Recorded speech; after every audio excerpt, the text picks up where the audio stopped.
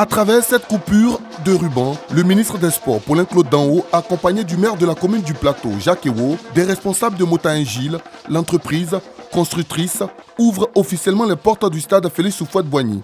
Aux côtés des représentants du Bureau national d'études techniques et de développement, BNET, et l'Office national des sports, ONS, le patron du sport ivoirien a reçu les clés du mythique stade Félix Houphouët-Boigny. Le ministre Danho Paulin et sa délégation ont eu droit à une visite guidée. Tous les compartiments de cette infrastructure sportive sont passés au peigne fin. C'est un stade aujourd'hui qui est entièrement couvert, qui est au standard FIFA et CAF. Un stade qui est à la fois chargé de symboles, mais qui aujourd'hui a une beauté extraordinaire et une fonctionnalité technique qui permettra à notre pays de disposer d'une infrastructure de grande qualité. Le ministre a profité de l'occasion pour assurer les Ivoiriens sur l'état d'avancement des travaux du stade Alassane Ouattara de Bimpe. Le stade de Bimpe va très bien. Il ne faut pas s'arrêter sur des épiphénomènes. Il y a eu, pendant le test du 12 septembre, des difficultés qui ont été constatées, mais très rapidement. Ces problèmes d'entretien qui ont été indiqués ont été corrigés et, comme l'ont confirmé les experts de la CAF, le stade est non seulement prêt, disponible et sera exploité pour la cérémonie d'ouverture et la cérémonie de clôture dans les très bonnes conditions. Lors de la CAN 2023, le Félix va abriter les rencontres du groupe B où on retrouve l'Égypte, le Ghana, le Cap-Vert et le Mozambique.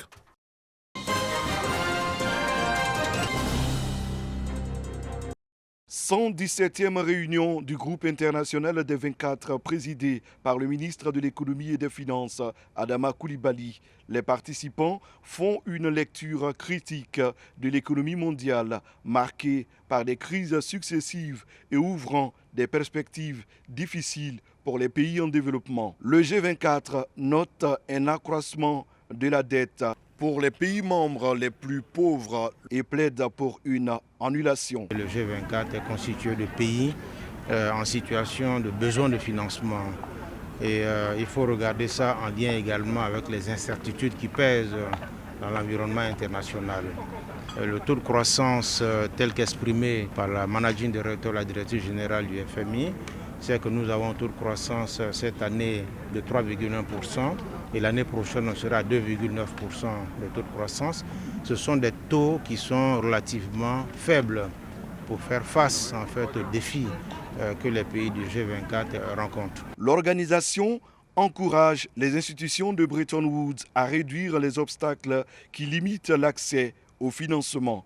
Les ministres en charge des questions monétaires et de développement souhaitent le renforcement de la coopération internationale avec des actions urgentes et concrètes. Ce que nous disons simplement, c'est que ce contexte de volatilité nécessite des réponses, souvent des réponses concertées, des réponses collectives. Et c'est ce que nous essayons de promouvoir en discutant avec les différentes institutions pour leur dire que nous avons besoin d'accompagnement, puisque les pays qui ont accès au marché des capitaux aujourd'hui constatent que les coûts de financement sont très élevés sur le marché des capitaux.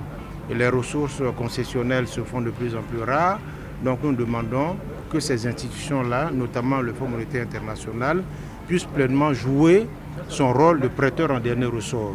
Et ça nécessite qu'on ait une architecture financière internationale rénovée, que le FMI ait beaucoup plus de ressources pour pouvoir justement les mettre à la disposition des États membres. C'est le plaidoyer que nous faisons, en tout cas, au niveau du G24. Le président du groupe de la Banque mondiale, Adje Banga, et la directrice générale du FMI, Kristalina Georgieva, ont apporté leur soutien à cette rencontre du G24. Au cours de cette réunion, la Côte d'Ivoire, à travers le ministre Adama Coulibaly, a passé la main à son homologue des Philippines, désormais à la tête du G24 pour un mandat de 1 an.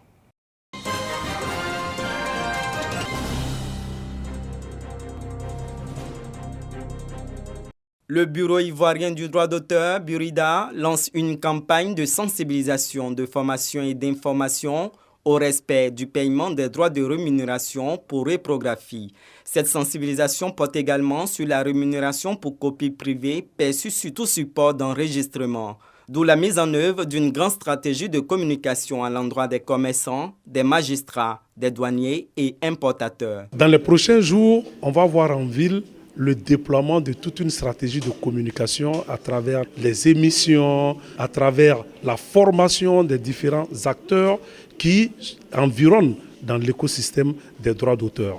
Il s'agit pour nous de nous aider à travers cette sensibilisation-là à l'appropriation de ce principe de copie privée dans la tête de tous ceux qui vivent en Côte d'Ivoire. La réflexion, c'est comment rendre la conformité aux droits d'auteur beaucoup plus attractive, c'est-à-dire qu'il y ait un intérêt pour celui qui s'y conforme. Et on a réfléchi à ce mécanisme qui est la labellisation. L'ambassade de France en Côte d'Ivoire soutient l'initiative du Burida. En France, la copie privée, c'est la première source de financement privé de la culture.